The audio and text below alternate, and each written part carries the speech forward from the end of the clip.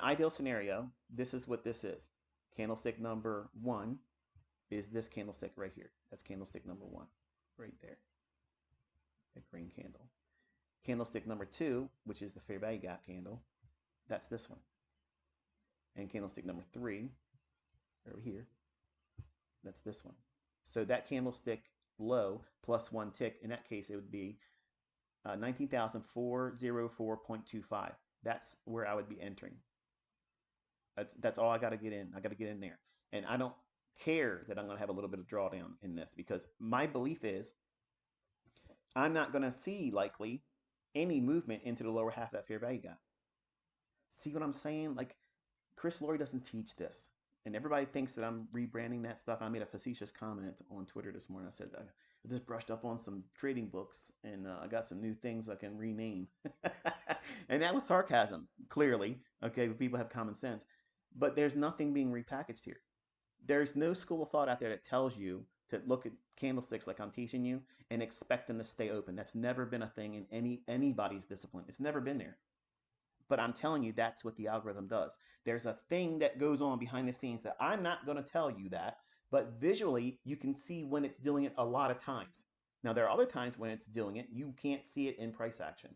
I'm aware of what's going on, but you aren't going to be able to see it. So I can't teach a concept that shows you every instance of it. But do you need anything more? If this is all you ever learned how to do, you are already light years ahead of everybody else out there.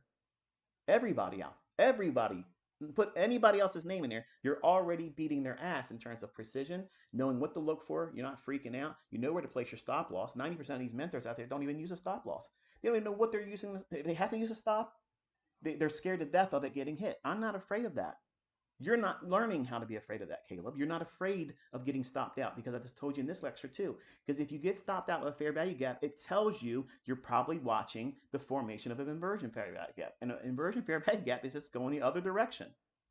And you can trade with half the size you took a loss on and make that back and more, and not even worry about it. You're not even worried. Why are you all fearful? You're trying to avoid losing. You don't need to feel. You don't need to feel that.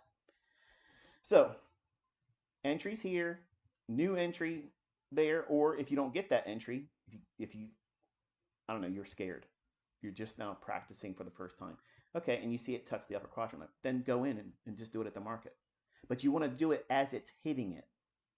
When price is dropping into this level, in this halfway point of the gap that measures number 1 candles high, number number 3 candles low, that range, half of that, everything from this price point, the midpoint, which would in this case would be 19,365 and a quarter, to 19,378 even.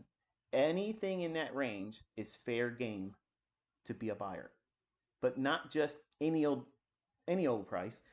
Look at the quadrants. When you're grading an inefficiency, or you grade a wick like I'm teaching you, there's a rhyme and a reason to what I'm teaching you. It's not just, well, we're just ambiguously, any level is going to eventually get hit. That's the assholes version of what I'm doing. They'll say he has an excuse for anything. No, I have a science behind what I'm doing.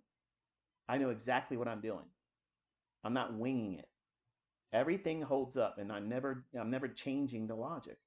I'm actually bringing you more depth and more precision elements to what it is that I do, and you're not entitled to it. So the best buys are in that upper half of that fair value gap, because we want to see this portion in an ideal world, in a perfect world, in an ICT world. You want to see, this guy's arrogant. You want to see this right here. And then I got to take that midline thing off. I don't get that to pop up. There you go. No, it ain't on there. It's the quadrant level. I'm sorry. So yeah, ideal scenario is when we get another candle that drops down in this fair value gap. It's the upper half, the blue shaded area, like we have right here in this example. Any candlestick that drops down in there, we don't want to see it spending a lot of time in there. We want to see one, at most 2 times, better if it's just once, entering it like that. And if it can start to run after going in just the upper half, feel confident that the lower half stays open for your benefit of knowing that you're on side.